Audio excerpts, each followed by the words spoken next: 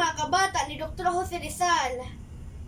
Kapag ka ang bayay sadyang umiibig, ang kanyang salitang kaloob na langit, sadyang kalayaan na saring masapit, katulad ng ibog na sahim papawid.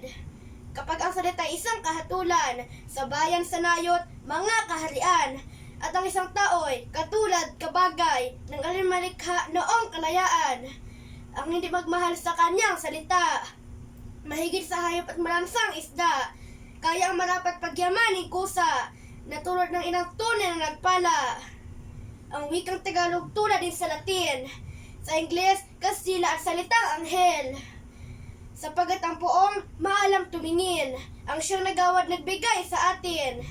Ang salita natin tulad din sa iba, na may alpabeto at sariling letra, na kaya na walay dinatda ng sigwa, ang lunday sa lawa nung dakong una.